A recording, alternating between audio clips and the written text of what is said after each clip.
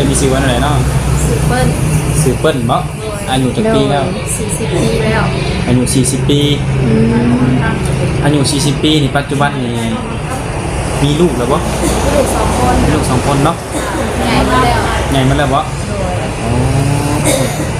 สิยังน้อยแต่ยังผู้หนึ่งตุลาเนี่ยแต่10 ปีแล้วใหญ่ก็ถือว่า19 ปีเรียนจบหมดแล้วบ่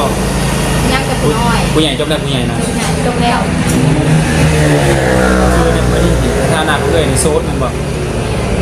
เป็นโสดมาได้จะปีเลยโสดสนิทเลยคือปี 1โสดชนิดคือปี 1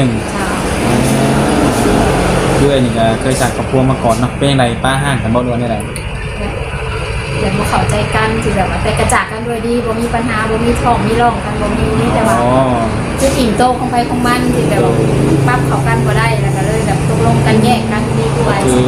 เลยว่าต่างคนต่างเข้าใจกันเนาะโดยคนนี้เรื่องราวอย่างเลยโดยโอเคถือว่าเป็นเรื่องดีทุกคนเนาะอ่ะก็คือมื่อนี้ออกมาเปิดใจนี่อยากโอ้ลมหนุ่มทางไหนบ่กับโบเน้นเนาะคันว่าจะได้คนมาดูแลแล้วรักกันเนาะอย่างวัดท่ามาสั่งมาซาโดยเพราะว่าตัวเองกระทุกนะหาเสากินคำมันนี่ก็เสาห้าคนกับขาเสากระสูงลงไปมาเลี้ยงลูกน้อยอย่างนี้ของคนเลี้ยงอีกมีหนีมีซีนแน่แล้วเนาะหาคนเดียวได้สามีเลี้ยงเดียวสั่นรายปีแล้วโดยก็คือหนุ่มๆมีการบ่ได้จำกัดเนาะความสำคัญคืออยากได้คนมาดูแลคือคนพามาสาเนาะแต่การอยากได้อายุสูงแน่สินะ50ขึ้นเมื่อนี่โอ้ยอยากคบไว้รุ่นเนี่ยพอเอาแบบว่าสิแบบเพิ่นพร้อมสร้างแล้วนะโดยเอาแบบว่ารุ่นแบบพร้อมเลยเนาะพอห้างพอหมายจังซี่บ่ติสินะพอจะเพิ่นแบบพร้อมมาดูแลสินะบ่รังเกียจครอบครัวบ่เองโดยถ้าว่าเพิ่นบ่ทำได้หรือว่าบ่รังเกียจนี่ก็สามารถเอาลดน้ำได้เนาะ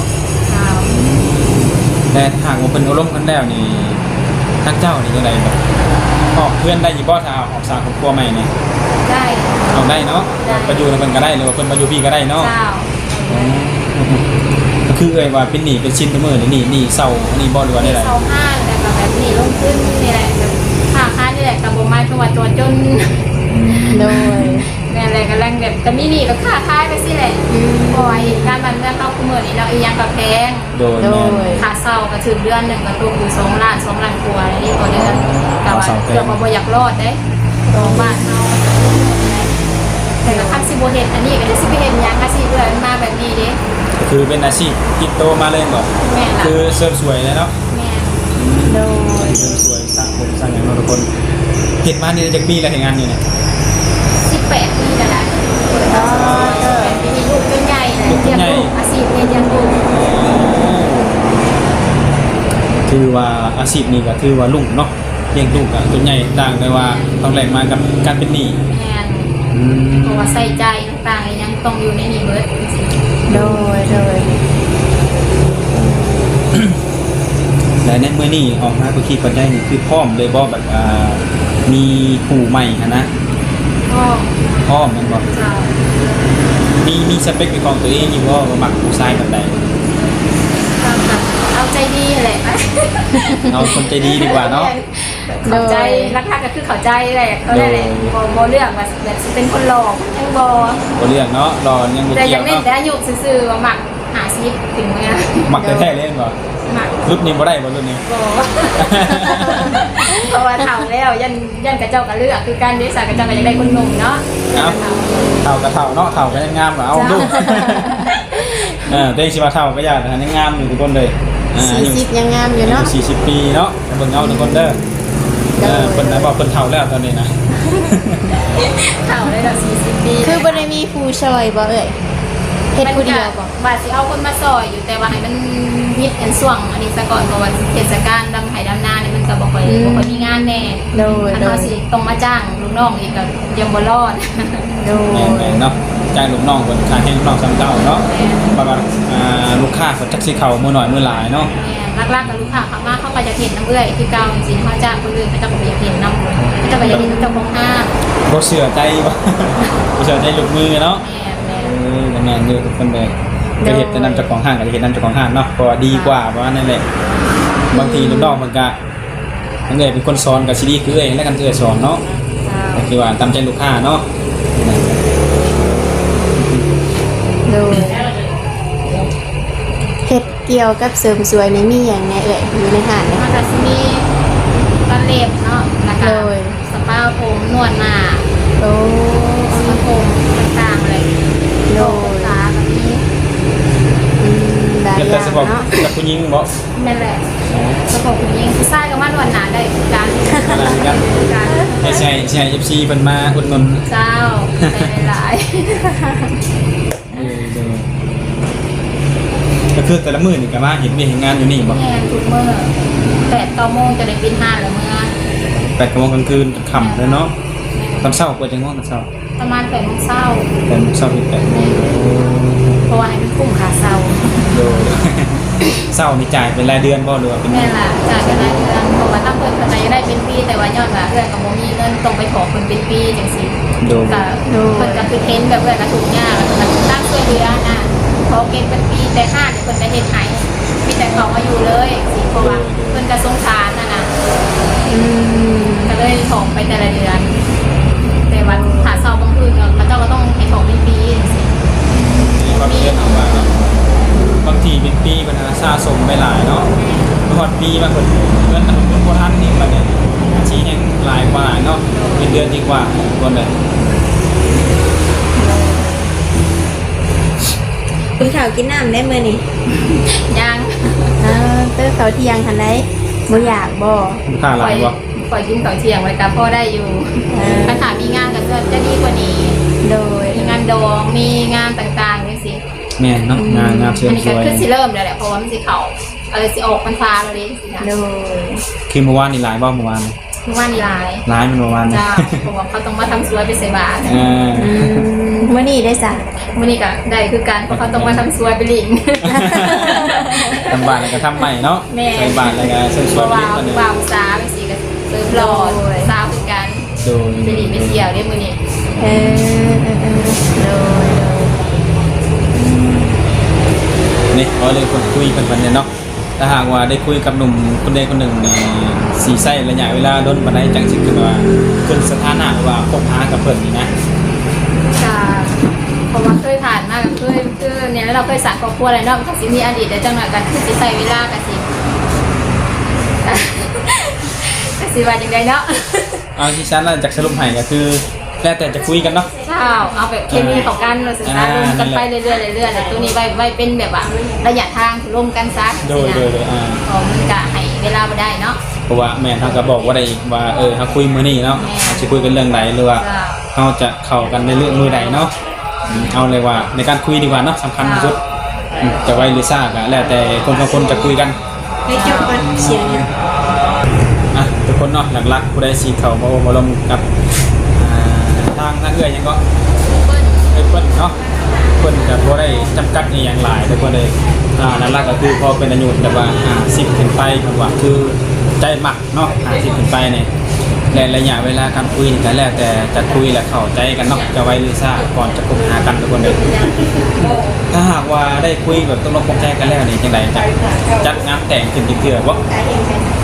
แรง จัดอีกเทื่อเนาะไว้เฮามีหน้ามีตาเนาะมีชื่อมีเสียง ก็ไม่แปลกเลยเนาะ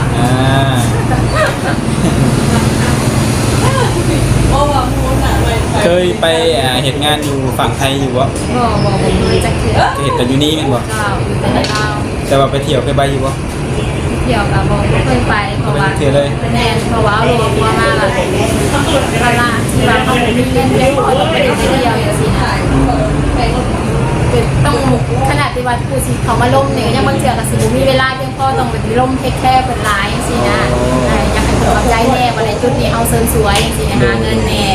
เมื่อวานกับสิจะเดินไปว่าโอ้ยโบลมแบบสิบุเขาบอกเห็นลมปันใดบุมีเวลาลมปันใดอย่างสิ ต้อง นะ ไปเห็นงานเนาะอยู่ทำแล้วแต่ลูกค้าว่าซั่นเนาะลูกค้ามาเฮาก็ต้องได้เอาลูกค้าก่อนเพราะว่าลูกค้านี่คือเงินเฮาว่าซะเนาะ แม่ นั่นแหละก็อยากให้เพิ่นเข้าใจเนาะสำหรับหนุ่มๆผู้ใดที่เขามาจีบนะคนเฮาก็มีงานก็คือเฮ็ดงานว่างๆก็คือล้มได้เนาะสำคัญเนาะแต่ถ้าหากว่ามีเนาะให้คนหนึ่งอยากชวนเพิ่นไปเที่ยวแถวมุกดาหารไปบ่ ก็ต้องลงกันก่อนเด้อตัวนี้เด้อ ให้แบบว่าเสียใจไว้ใจกันก่อน แม่ บ่ แหละเป็นปุ๊บกับสิบใบโลดกับคือสิยากแหละแต่เราไม่ใช้เวลาเนี่ยเนาะ โดย มันเรื่องมันเป็นเดียวพอลงไปก่อนอันนี้ให้ไว้ใจก่อน แต่เขาคุยแล้วเขามีความรู้สึกว่าเสียใจได้ไว้ใจเนาะแต่ว่าเพิ่นนี่บางดีกับเฮาเนาะ โดย จังสิแบบว่าไปเที่ยวนํเพิ่นได้แต่ในกรณีแบบว่าเพิ่นสิมาหาอยู่นี่ได้ได้บ่ กะสิแบบมันอยู่นี่มันโมเป็นส่วนโตวแน่กับหมอยังสะดวกบันไดมันผ่าสิมากก็ต้องไปบอกก่อนต้องไปต้องกันก่อนแต่สิเป็นมาได้ จังว่าคุยกันแล้วจังว่านัดเจอกันว่าซั่น เป็น เนาะ หลักนี่แหละ เข้าใจกันเลยผู้บางคนก็เป็นในคลิปก็บ่อยากเชื่ออยากเป็นตัวจริงอีกคนว่าก็คือว่าคือนานั่นน่ะเห็นก็มาได้แต่ก็ขอให้นัดลงหน้าเนาะหรือว่าเลือกสถานที่แบบแบบคุยแบบสะดวกกว่านี้เนาะนั่นซะ ก่อนเป็นอาหารเสริมสวยมันจะมีลูกค้าเขาออกคือต้องมาซื้อว่า เขาออกแน่กับแคมทางแน่เสียงรถกับมัน เสียงรถกระลายใกล้ว่าบอลผักบอลเพื่อนจากห้างนี่นะ ไกลอยู่ ไอ้อยู่ไปมาจากไหนบ้านไหน อยู่ทางตลาดใหม่ได้ ขี่รถจักรมาบนรถนี่แห แม่ ละ เสาร์มาหาตอนแรกเสาร์มาหาตอนเสาร์มาส่ง จะมีลูกสาวนี่เป็นผู้กบบนลูกผู้น้อย เป็นปุกเลย ผู้กบเลยคนบ่ได้ไปเรียนต่อใช่บ่ โมบายบอกเป็นกระหาเงินซอยแม่เป็นจะเรียก ไปเรียนงานบ่ทุกมื้อนี่ เป็นกรรมกรอยู่หันอันยวนขายเครื่องประสาน อ๋อ ประหาเงินเดือนซอยแม่นี่แหละเพราะว่าภาระของครัวมันหลาย แต่ผู้น้อยนี่ผู้น้อยคนเขาเรียน ด้วย เอา ข ใส่ อง แล้ว เรียนกับ เรียนเอาใส่เลย ปสาม เอาสาม สามนะโดยจากกำลังสิเขาเพียนอะไรอย่างอื่นเนี่ยเขาเพียนอะไร ได้ครบเราอุปกรณ์การเรียนกัน กะ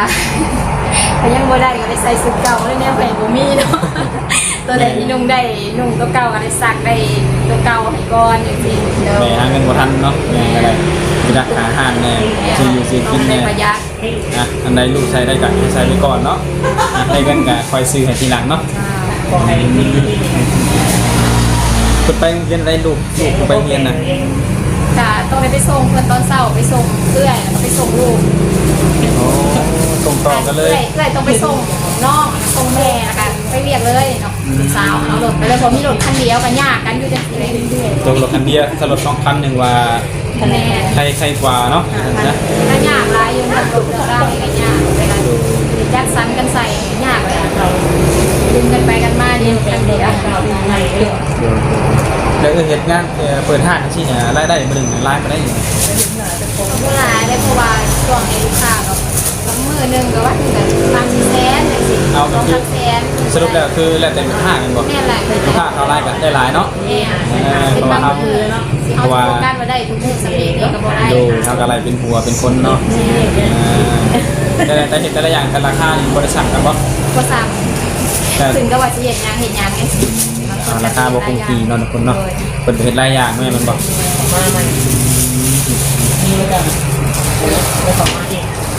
กันจังได้อยากฟังกันหนุ่มเนาะถ้าก็หนุ่มสนใจอยากโอ้ลมหรือว่าอยากจีบนี่ติดต่อได้ทางใดนี่ ทางไลน์เนาะ ทางไลน์เนาะ จ้า ทางไลน์ก็คือแบบโอเคทุกคนเลยเพราะว่าโซนไลน์ที่หนุ่มเขาจะมีแต่ยังได้ไลน์นะเฟซที่เพิ่นก็บ่ค่อยยังได้ปานใดมันหายากคนละคนหาสื่อมาจักไผเป็นไผเนาะบ่คือไลน์เฮ้ย ไล โด น์ ย ไลน์สบายทุกคนกับฟังหนุ่มเนาะมักหักสนใจจริงใจอีหลีหรือว่าคนจริงใจแต่ก็ยังบ่มั่นใจก็มาลงกันก่อนเนาะลงกันก่อนทำรู้จักกันเพื่อว่าเลือดเฮาถือกันก็มีคุยไปคุยกันมากกว่ามีอารมณ์มีความสุขแบบคบหากันก็ได้เนาะ โดย โอเคเป็นกำลังใจให้ทางเพื่อนให้เพื่อนพวกนึกคุยเอาไว้เนาะสำหรับคลิปนี้ทางทีมงานก็จะได้ขอจบไว้ก่อนไว้พวกกันในมื้อหน้าเพื่อเพิ่นมีข่าวดีแจ้งให้ FC หรือว่าแจ้งทาง YouTube เฮาว่าเพิ่นนี้มีคนของใจแล้วเฮาก็สิรุ่นเพิ่นอีกทุกคนเลยจังได๋ก็จะได้ขอโตวกับก่อนเด้อวันนี้เด้อโดยสบายดี สบายดีเด้อ